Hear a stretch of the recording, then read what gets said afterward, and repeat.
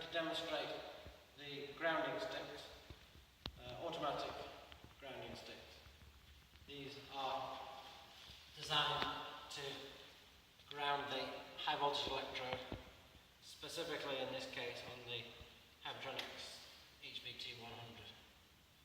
So it's a gravity fed system, fail-safe system, so that if the ground stick is open and the power is cut, it will return back to the grounding position under gravity. So the system supplied, mounted on the tray, and that tray is designed to fit with the Hypertronics transformer.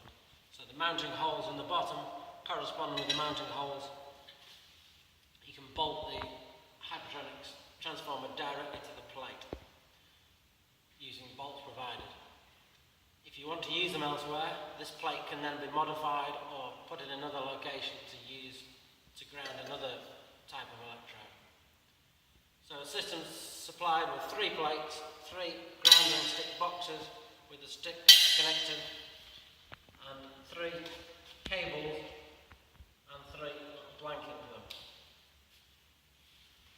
The controls have also been modified, so you can see that there is one new socket there to connect and drive the ground sticks. So very simple to set up. You can set them up so that they all operate independently, or they all operate at the same time. So you've got a bit of flexibility.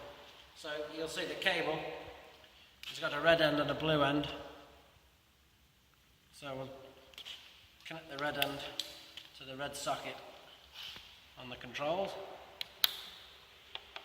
and the blue end is going to go into the ground stick box. Now that's not enough by itself, because what we need is a blanking plug to go into the bottom socket. Now this allows the feedback to be switched back to the controls. Without that, you won't get any feedback to say whether the ground stick is in the open or closed position. So I'll demonstrate that working from the controls.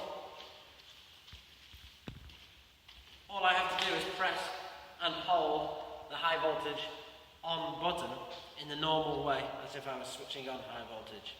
But what I do have to do is press and hold it for maybe half a second, because if I release it before the ground stick is opened, then the ground stick will return and the high voltage won't switch on. The high voltage will only switch on when it receives feedback from the grounding stick to say that it's in the open position. So I'll just demonstrate that to you. Press and hold it. You can see the ground stick open, and you can hear the clunk of the contactor inside the controls, meaning the high voltage is switched on. So if the power was cut, for example, I'll just switch off these breakers on the controls.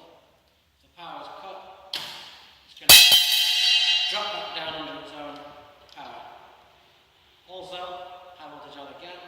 If I switch the high voltage off button, it'll switch off the voltage and return the ground stick automatically. So, from operation point of view, it's simple: high voltage on, high voltage off. Now, if you want to connect more than one ground stick, take your second cable, and instead of connecting it to controls, connect it to the output socket from the first ground stick. So we're connecting from the controls to the first ground stick, and then linking them to from the red output to the blue input on the second one. If I wanted just 2 ground sticks to operate, I'd then put my blanking plug in the last ground stick in the chain. Or in this case, I'm going to operate all 3. So again, I'll take the output, a red plug, onto the third one, and then the blanking plug will go into the last in the chain. And that will allow the feedback to come all the way back through to the controls. Now they're all going to operate together.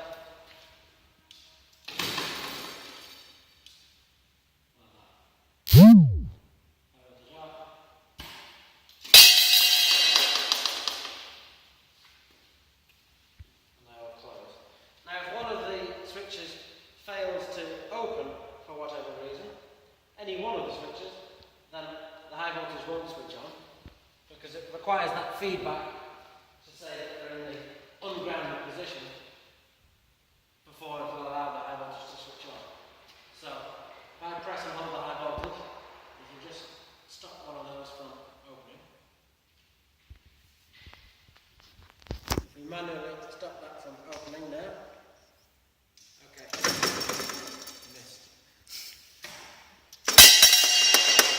We manually stop that from opening. Okay, it's jammed for whatever reason. Now they're only open now because I've still got my finger on the button. As soon as I release my finger from the button,